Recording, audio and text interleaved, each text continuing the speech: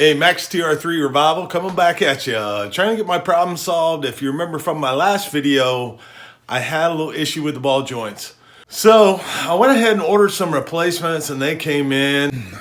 This part right here of the replacement ones was smaller than the ones that I had. And I had an issue with this upper fulcrum on this side where it wasn't crushing in.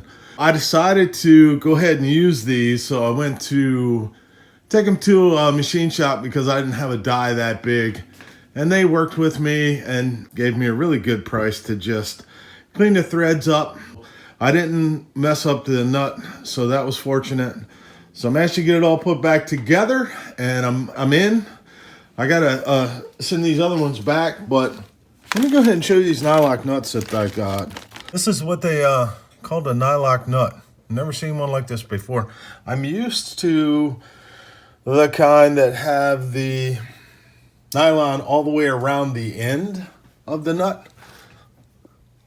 Similar to this, where it's actually, I don't know if you can see that, but it's on one end and the nylon is all the way around. Of course, this one has been used. This one is way different in the fact that it's drilled. I don't know if you see this little indentation right here.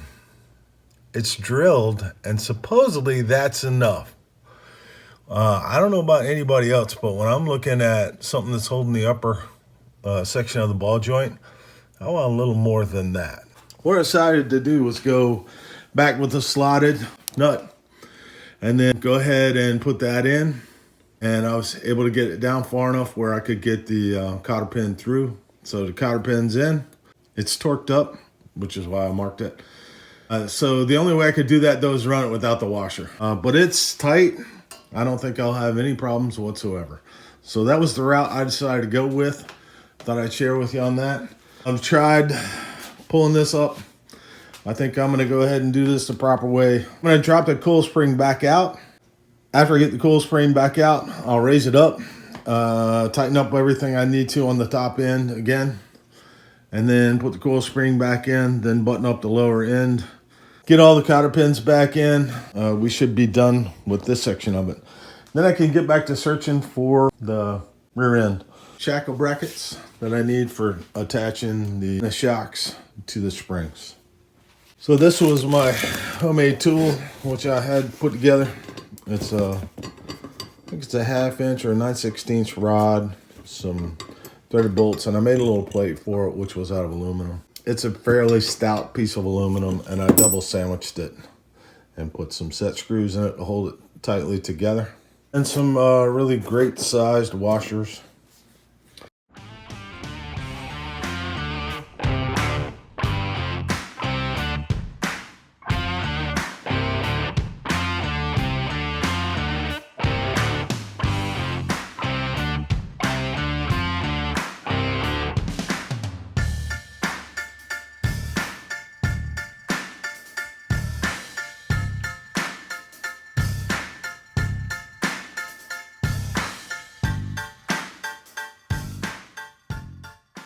Well, super pissed. So what I got going on is this other ball joint, the original one that I had in, I didn't notice, but it wasn't drilled all the way through. I managed to mess up 3 or 4 drill bits trying to get this hardened piece drilled, but the hole looks like maybe during manufacturing when they drill that hole that the bit broke. I don't know if it started to wander, but it's off center.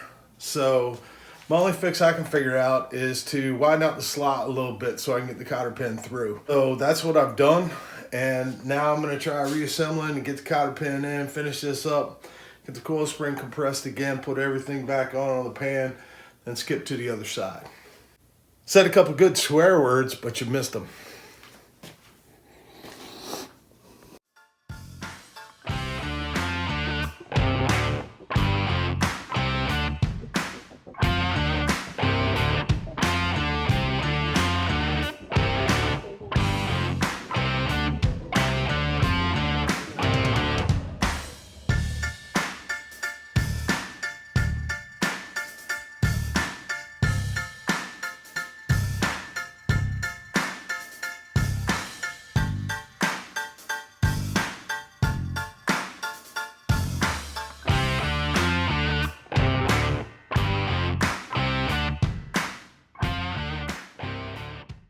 Wow, it's been quite a fight, but I'm finally there. I had to play a little bit with nuts on the back because they're slotted and you want to put the cotter pins in. Needed to find a few washers so I could get in the right area that I needed to be. Let me see if I can get you under here. So the ones on the back right there are really tough getting those little cotter pins in, but I got them set and I got the cotter pins in on both sides. I get the ones on the front. So the pins on, the springs in. I thought about putting that remount bracket in, but that's going to be in the way of the shock and everything. So I'll wait till I get some weight on the car to do that. One more side, see what we can do. So got to get over here to this side. Learn from your mistakes. I made sure I torqued that one up before I put any spring pans in. Button that side up as well. And that's how your workspace looks when you're in the middle. Kind of like that. Huh. Okay, well, I think I know at the end of all this what the next step will be. So just test fitting to see how everything looks. Haven't packed the bearings yet. That's looking pretty good. Need to get some grease on it. Spaced out nice. And this was a little off. It was bent. Little cover shield. So got it spaced back out. We'll need to rebuild the calipers, but just to get the body on the frame for now. Not going to worry too much about that. Need to get the steering on hooked up so I can roll it and get both the wheels to turn it at the same time and get it over on the other side. Now on to the other side and get the coil spring in. Turns out if you do this 2 or 3, 4 times, it gets a little smoother. I've got the coil spring in.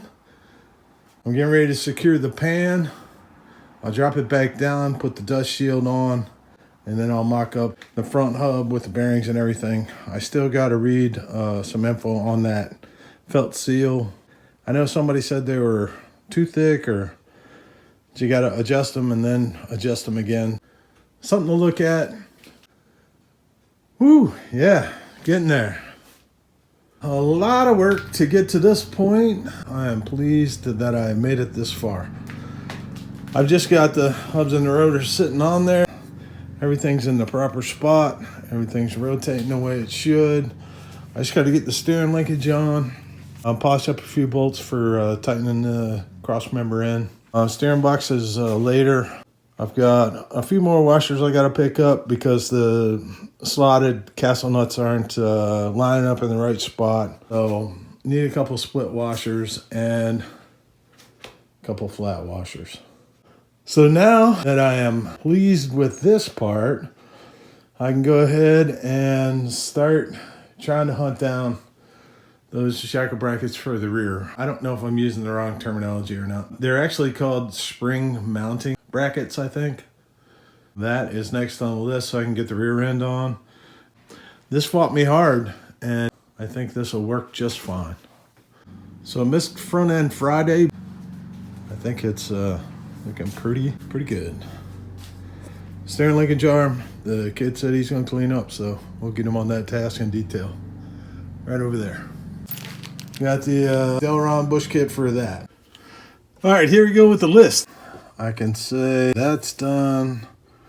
This still needs to be done.